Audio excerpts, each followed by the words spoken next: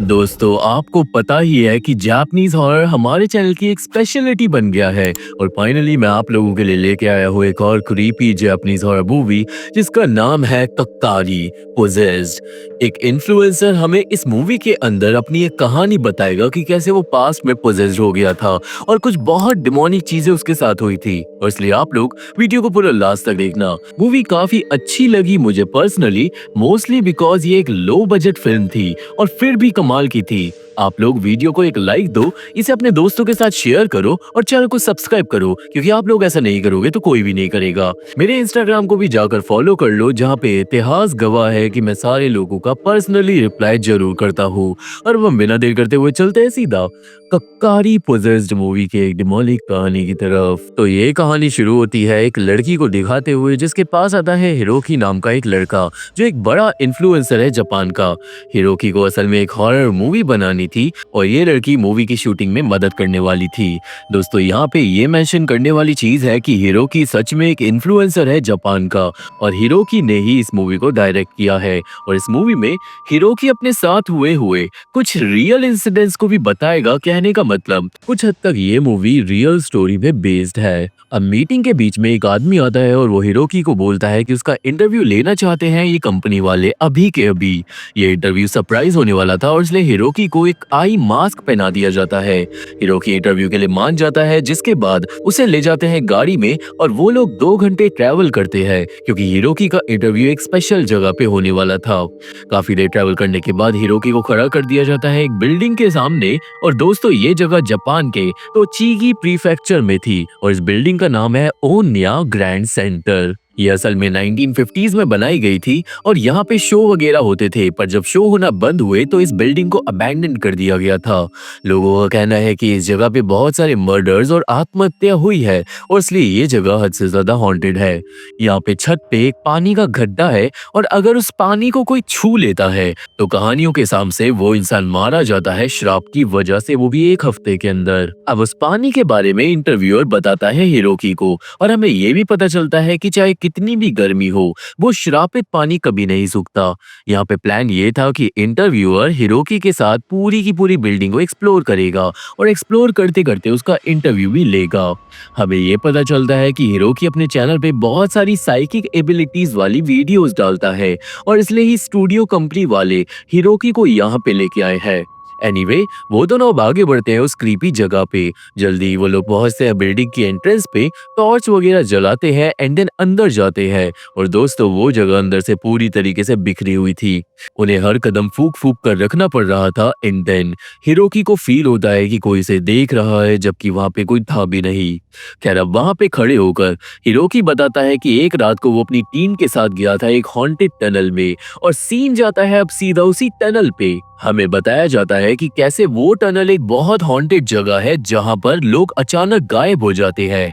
और टनल के अंदर घुसने पे हिरोकी की टीम को ऐसा फील हो रहा था कि जैसे टनल की गहराई में बहुत सारी आत्माएं खड़ी है और वो उन्हें ही घूर रही है। देन जब हिरोकी थोड़ा गहराई में गया था तभी हिरोकी को सुनाई देने लगी थी किसी के घुर्राने की आवाज। कुछ ही देर बाद हिरोकी को फील होने लगा था कि उसके हाथ को कोई पोक कर रहा है, जिससे हिरोकी के हाथ में दर्द हो गया था। इसी वजह से उसकी टीम टनल से बाहर चली गई थी और टनल से निकलते ही हिरोकी के हाथ का दर्द ठीक हो गया था। Anyway back in present, Hiroki और इंटरव्यूअर अपनी इन्वेस्टिगेशन को आगे बढ़ाते हैं। वो दोनों पहुंचते एक बाथरूम के पास जिसकी कंडीशन बाकी बिल्डिंग से बेटर थी। व्यू भी अच्छा था पर वहां पर कुछ अजीब था। उस जगह पर छत पे उन्हें मिलते हैं पैरों के निशान, जो कि नामुमकिन सा लग रहा था। देन उनकी इन्वेस्टिगेशन उन्हें थोड़ी अंधेरी वाली जगह पे ले जाती है और ये सब देखकर हिरोकी को याद आती है एक और बात, जब एक बार हिरोकी की टीम गई थी ओसाका की इनुनाकी टनल में। और दोस्तों जापान की इनुनाकी टनल सच में हॉन्टेड है। उसके ऊपर एक मूवी भी है हाउलिंग विलेज, जिसका नाम आप लोगों ने सुना ही होगा।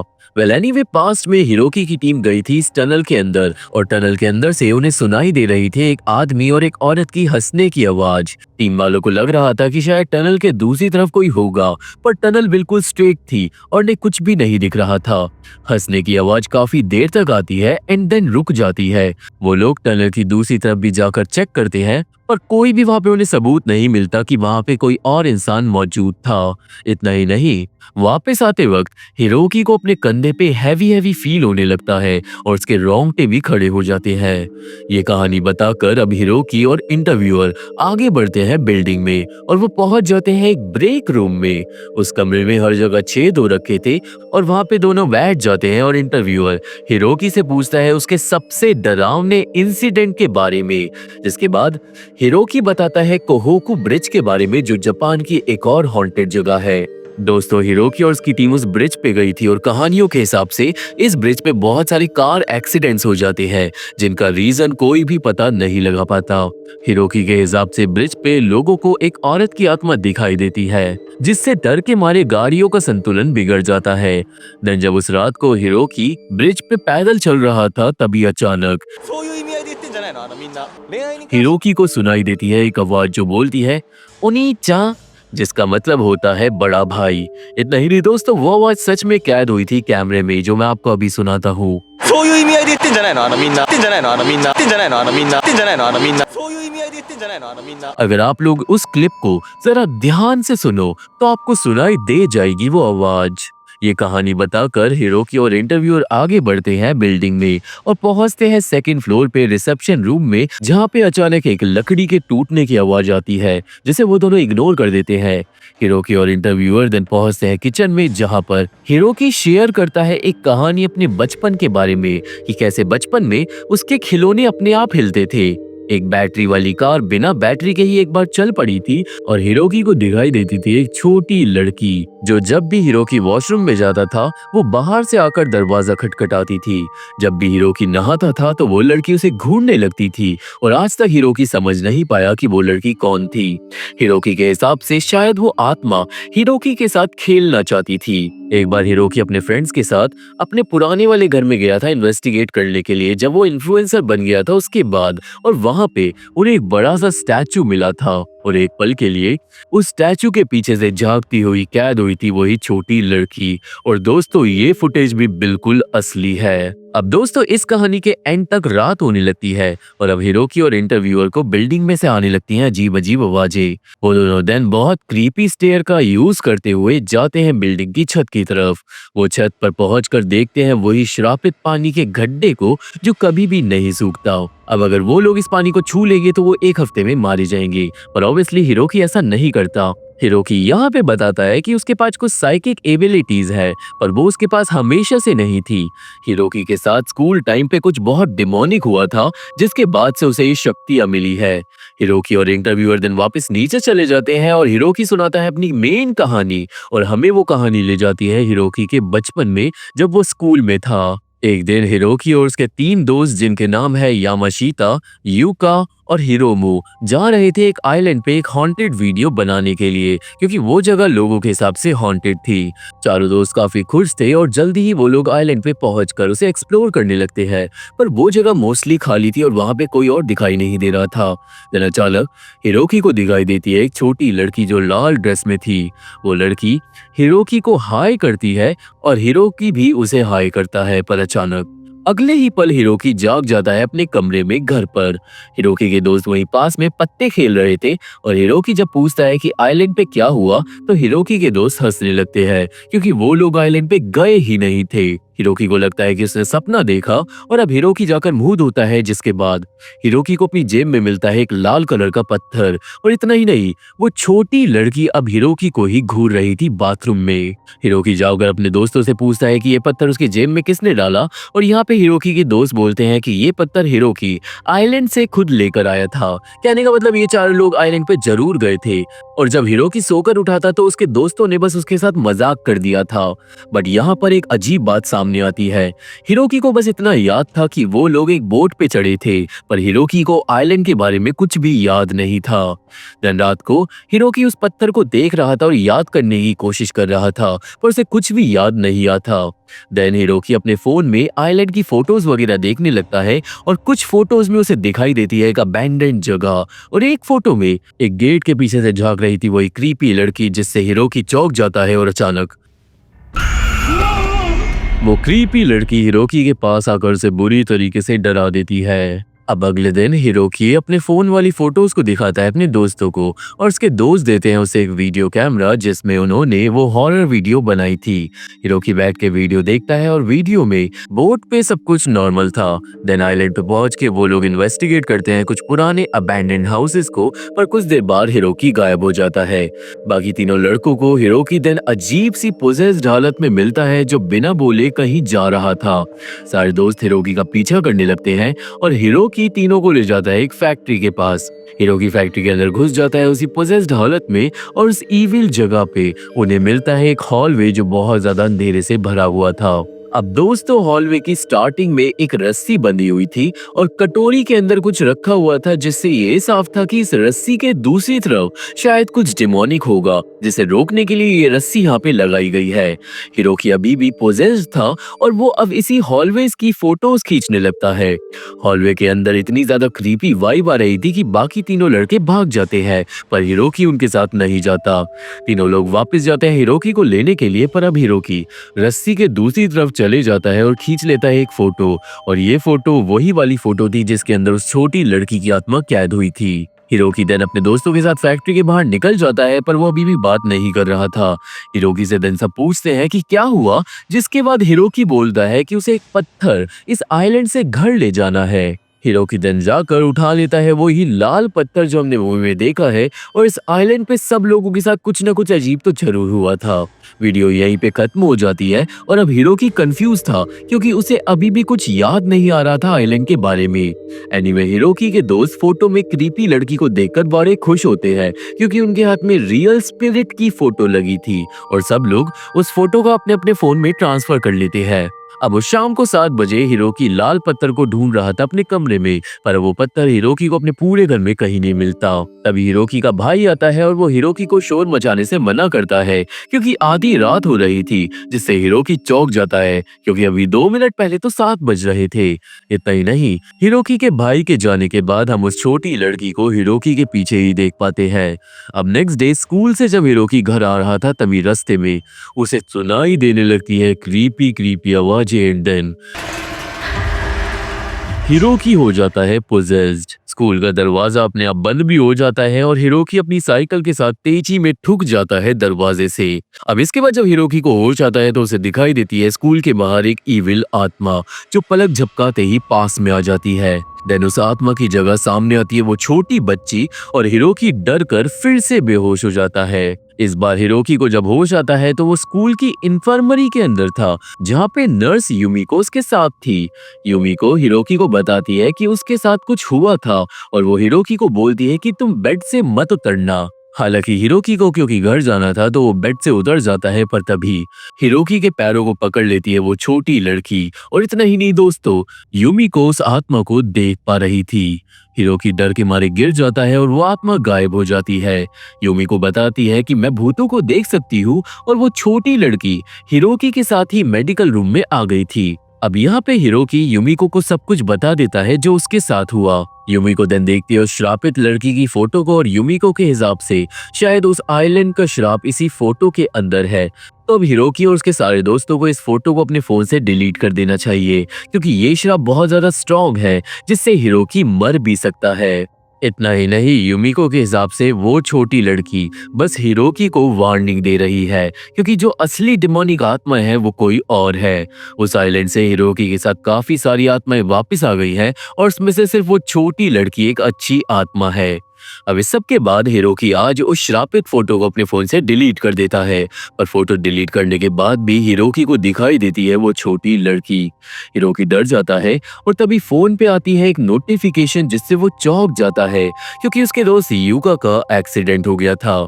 सीन यूका पे जाता है जो स्कूल में बास्केटबॉल खेल रहा था, पर गेम खेलते खेलते अचानक ही यूका के आसपास के सारे बच्चे गायब हो जाते हैं और यूका की रूह कांप जाती है। देन अचानक एक इनविजिबल शक्ति यूका का पैर बुरी तरीके से तोड़ देती है। अब अगले दिन हिरोकी हिरोमू से बात कर रहा था यूका के एक्सीडेंट के बारे में और हिरोमू ने यूका से फोन पे बात करी थी और उसे पता चला था असली राज। असल में दोस्तों, यूका को बास्केटबॉल कोर्स में अचानक दिखाई दी थी एक डिमोनिक लड़की की आत्मा। वो पलक झपकाते ही पास में आ गई थी और सुपर डुपर क्रीपी थी और उसी आत्मा ने यूका के पैर को तोड़ दिया था। ये जानने के बाद हिरोकी समझ जाता है कि वो श्राप उसके सारे दोस्तों को लग गया है। हिरोकी तुरंत हिरोमू को बोलता है फोन में से फोटो डिलीट करने के लिए। देन यामाशिता भी आ जाता है और उसे भी हिरोकी सेम काम करने के लिए बोलता है। हिरोकी दोनों लड़कों को बताता है कि नर्स यूमिको ने उसे ये काम करने के लिए बोला था और फोटो को देन डिलीट कर दिया जाता है। पर जब स्कूल के बाद हिरोकी एक टेंपल पे प्रेयर करने के लिए रुकता है तभी पीछे आ जाती है वो लाल ड्रेस वाली लड़की और पीछे मुड़ते ही हिरोकी जाग जाता है। मतलब ये बस एक सपना था और शायद वो श्राप अभी खत्म नहीं हुआ। अब हिरोकी स्कूल के लिए तैयार होता है जब उसे फोन आता है यामाशिता का। यामाशिता हिरोकी को बताता है कि स्कूल में कुछ डिमोनिक हो रहा है क्योंकि अचानक स्कूल के सारे बच्चे गायब हो गए थे और पूरे स्कूल में सिर्फ यामाशिता अकेला घूम रहा था। देन अचानक यामाशिता को दिखाई देता है एक लड़का जिसके पीछे पीछे यामाशिता चले जाता है और फोन भी कट हो जाता है, जिससे हिरोकी समझ गया था कि यामाशिता की जान खतरे में है। हिरोकी भागता है यामाशिता को बचाने और वहीं यामाशिता उस लड़के के पीछे पीछे पहुंच जाता है स्कूल की सीढ़ियों के पास, जहां पे अचानक एक इनविजिबल शक्ति यामाशिता को धक्का देकर गिरा देती है।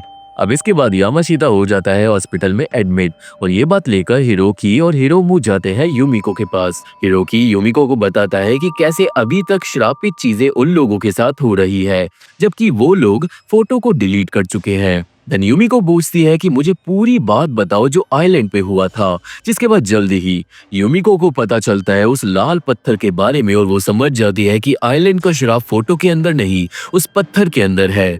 यूमिको उस पत्थर को मंगवाती है पर हिरोकी को याद ही नहीं था कि वो पत्थर कहाँ है। हालांकि हिरोमू को याद था। हिरोमू के हिसाब से हिरोकी उस पत्थर को स्कूल ले आया था और उसने उसे लॉकर रूम में रख दिया था, पर शायद ये बात हिरोकी भूल गया था श्राप की वजह से। हिरोकी अब तुरंत भागता है पत्थर लेने के लिए पर लॉकर छूते ही उसे झटका लगता है। वो अपनी शर्ट के इस्तेमाल से लॉकर खोलता है और उसके होश उड़ जाते हैं क्योंकि वो अब पत्थर डिमोनिक हो गया था और उसने पूरे लॉकर में कीड़े और खून को फैला दिया था। पत्थर देन उठाकर हिरोकी भागता है वापस यूमिको और हिरोमू के पास, पर रास्ते में हिरोकी के सामने आ जाती है 3 डिमोनिक आत्माएं जो रास्ता रोककर खड़ी थी। हिरोकी देन दूसरे रास्ते से भागता है पर वो बेचारा बीच में ही गिर जाता है और उसके हाथ से पत्थर छूट जाता है। हिरोकी भागता है पत्थर को उठाने के लिए पर फिर उसके सामने आ जाती है एक और डिमोनिक आत्मा। देन उस आत्मा के मुंह से खून और दांत बाहर गिरने लगते हैं जिससे हिरोकी की रूह कांप जाती है। अब एंड टाइम पे वहां पे आ जाती है यूमिको, जिसके आते ही सारी आत्माएं गायब हो जाती है। यूमिको और हिरोमू हिरोकी को संभालते हैं एंड फाइनली यूमिको एक रिचुअल कर उस पत्थर को एक डब्बे में बंद कर देती है। यूमिको हिरोकी को बोलती है कि वो इस पत्थर को ब्लेस करवाकर वापस आइलैंड पे भिजवा देगी, पर यूमिको हिरोकी को वार्निंग भी देती है कि ये श्राप तो खत्म हो गया पर इस हादसे के बाद हिरोकी की लाइफ चेंज हो जाएगी, पर कैसे ये तो हिरोकी खुद ही समझ जाएगा। देन हिरोकी और हिरोमू शाम के टाइम घर जाने लगते हैं क्योंकि फाइनली सब कुछ ठीक हो गया था, पर रास्ते में हिरोकी को दिखाई देती है एक आत्मा जो सिर्फ उसे ही दिखाई दे रही थी, जिससे हिरोकी समझ जाता है कि अब उसके पास साइकिक शक्तियां हैं जो हमेशा उसके साथ रहेंगी और इसी तरीके से हिरोकी को मिली थी वो शक्तियां। ये कहानी यहीं पे खत्म हो जाती है और सीन वापस प्रेजेंट में आता है जहाँ पे हिरोकी इंटरव्यूअर को ये कहानी सुनाकर खत्म करता है। इंटरव्यूअर को कहानी अच्छी लगती है और दोस्तों हिरोकी को आज तक उस आइलैंड की कोई भी मेमोरी वापस नहीं आई थी। देन इंटरव्यूअर को कॉल आता है और उसे पता चलता है कि उसकी टीम नीचे आ गई है बिल्डिंग पे उन लोगों को लेने के लिए क्योंकि बाहर बहुत तेज बारिश हो रही थी।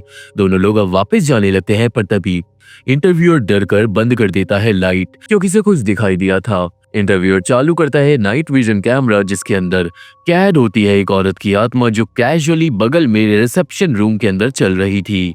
ये देखकर हिरोकी और इंटरव्यूअर के होश उड़ जाते हैं और वो दोनों भागते अपनी जान बचाकर बिल्डिंग के बाहर। हाउएवर अब सीढ़ियों पे किसी ने बहुत सारे डिमोनिक इनकांटेशंस बना दिए थे। जैसे ही वो लोग भागकर नीचे पहुंचते हैं इंटरव्यूअर को दिखाई देती है एक चेयर हिलती हुई। हिरोकी देन इंटरव्यूअर को एक जगह रोककर चेक करने जाता है कि आगे क्या है, पर अचानक हिरोकी को दिखाई देता है एक आदमी, जिसके बाद हिरोकी हो जाता है गायब और उसका कैमरा वहीं गिर जाता है।